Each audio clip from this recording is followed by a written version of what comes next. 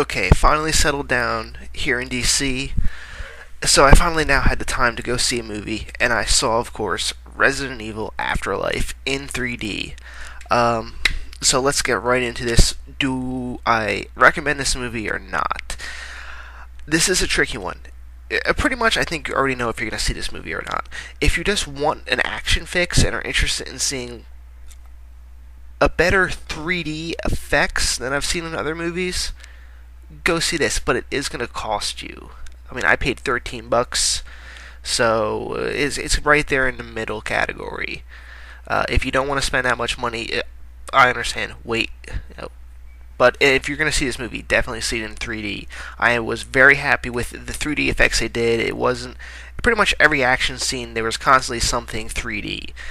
It definitely paid off that they did the Avatar style cameras. I forget what they're called again, but that the action scenes are completely pulled off. There's maybe a little bit too much slow mo. Definitely, I mean, the Resident Evil franchise has always had that. They have those like little slow mo action scenes right from the first one where she fired the gun and they pan down on the shell casing falling to the ground.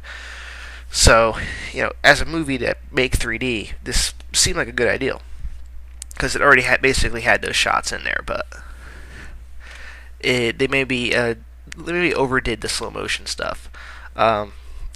Yeah, I am happy that Paul W.S. Anderson is back. He definitely is more technically competent than the previous two directors, and you can see that in this film. I'm talking about purely directing wise and getting the shots and all that stuff. The writing wise, this is probably the worst plotted movie out of the franchise. It's hard to say there's a plot. I should really get into the first scene in the movie. The first scene in the movie is actually probably the most enjoyable because it's the most action packed. And if you have a 3D, and you know what, for that I'm going to say this: if you do have a 3D TV, this is probably going to be the DVD or Blu-ray that you're going to pick up to show off the 3D TV effects. Because it was a little bit more in your face than Avatar. So I think for anyone that has a 3D TV, this is the one you're going to buy. Maybe not to show the whole movie, but at least go to a few key scenes and show off your new 3D TV. But getting back to the plot, at the end of the third film, they were really kind of left with the giant army of Alice's and going to Tokyo, which I am happy they went to Tokyo. That was a really complete fan service to the Japanese Resident Evil fans who the game still hasn't gone to, and I'm happy that they got a little nod. Hey, Japan, thanks for making this game series.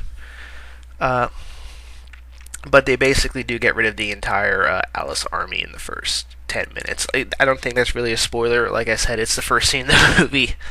You do get the whole action with the drones fighting all the Umbrella guys, and it was fun. And really, that should have been the entire movie. The entire movie should have been like a war between Umbrella and the Alice army. But it's not. Basically, Wesker blows them all up. Except for the original Alice. They also found a way to write themselves out of Alice having these incredible powers. She basically does lose them. She becomes human again. So, Wesker, on the other hand, gets the powers instead. So they've kind of finally written themselves out of this, I guess, an inevitable plot brick wall of having a giant army of superpowered Alices by just killing them off. We do get a little fun action scene before they do that, though. And I should mention, because I talked about this in the previous films, the ridiculousness of the Umbrella Corporation getting better and better tech after the world has been destroyed. And if you thought the jump from the first bunker in the first movie, the Hive, to the one in the third movie that was like ridiculous, when you see the map and the scale of the bunker in the first scene in Tokyo in this movie, it's even more ridiculous. It's an entire freaking city. I want to know what the Umbrella Corporation was planning to do with these facilities before the zombie apocalypse occurred. The scale of these are just kind of ridiculous, and I suppose I should move into the plot before I run out of time here. There really isn't one. It's basically Alice goes and takes on the Tokyo bunker, and she thinks she kills Wesker, but her army of their Alice's is also destroyed, and she goes to try to find the survivors in Alaska. She can't find them there, and she eventually meets up with some people hiding out in a prison in L.A. They do have the Ouroboros, I forget that's how you pronounce them, zombies in this one along with regular zombies, but they never explain what the Ouroboros zombies are. I mean, they could have just went, maybe they're evolving. They just needed that line. And, okay, they're evolving, maybe. Or, oh, Umbrella's creating a new strain because they can control these zombies. They could have said that they don't. They're just kind of shown without any explanation. You know, at least all the other stuff was kind of explained or implied somewhat. You know, the liquors, which aren't in this film. Also, like the giant freaking axe dude. I forget what his name is. No explanation for him. And he's like freaking. He's the only thing wielding a giant axe. He's got spikes sticking out of him that looks like he put in himself. No explanation. Would have been nice to speculate and sit there like, what the hell is that? But they don't. They don't explain it all, and that's also the problem. They don't explain anything. You really have to watch the third movie to figure out anything. They have one character from the third film, a Kmart, who just really comes out of nowhere at the end as like a cameo appearance, but it's supposed to be important to the plot. Really, if you didn't see the third one, you're gonna be like the one character who goes, "Who the fuck are you?" And that's really it. Who else we have here? I was happy with Sean Roberts as Albert Wesker. He sounds like Brad Pitt. He really does. Boris Kodjoe as Luther West, who they could have made an asshole. He basically plays an NBA player, and he's actually the most likable guy in the film. And, well, you know what? I won't ruin his ending, because we'll keep that in suspense. There was also one or two reference shots to the first film. There's a scene where they come out of grading and they see the fingers pop up first. That is a homage to the very first film. They had a shot was basically exactly the same. I'm not sure if everyone picked that up.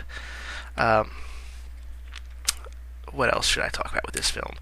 I went over to 3D effects, went over basically the acting. Mila as normal, playing Alice. She was a little, I wouldn't say bland. She was fine in this. Though the actor Sean Roberts as not Sean Roberts, Wentworth Miller as Chris just did a horrible job. He had no emotion. Poorly done actor-wise, especially when he sees Claire for the first time. It was just such blandly pulled off. No feeling. I should talk right now. We're getting into spoilers, so if you don't want the ending ruined, turn off now. The end of the film, it ends they get to Wesker's boat, which is where all these survivors trying to get to, and basically Umbrella takes them and puts them in little tubes so Wesker can eat them. Yes, he eats the flesh of people. Anyway, they wind up freeing all these people, blowing up Wesker, and then the movie ends, as all the Resident Evil films ends, on a cliffhanger, where basically a giant fleet of tilt-a-rotor aircraft with Umbrella markings appear, and you're just kind of left to, what's going to happen now? I mean, when I say a giant fleet, I mean there's dozens and dozens and dozens of these things, so there's literally hundreds of soldiers. And here's my interpretation if they don't make a fourth film. What I could say what happened is that since Wesker's dead, the Umbrella Corporation, or the people that worked for Umbrella, are now willing to work with Milla and the rest of the survivors to actually rebuild humanity. Because he's just the mooks. And they were just doing what they did because Wesker told them to, and everyone's afraid of Wesker. That's my interpretation if they don't have a fifth film. Just because I think they really should have gone into this film and at least made Alice kind of question afterwards whether she should have really killed all these Umbrella guys, because they were really mostly just employees, and she was once an employee of Umbrella too. And that really they're just probably working with Umbrella because they're the only institution left in the world, and they're providing safety. That would have been great if they had her reflect on that afterwards, because she's kind of at one scene, I'm the only one left in the world.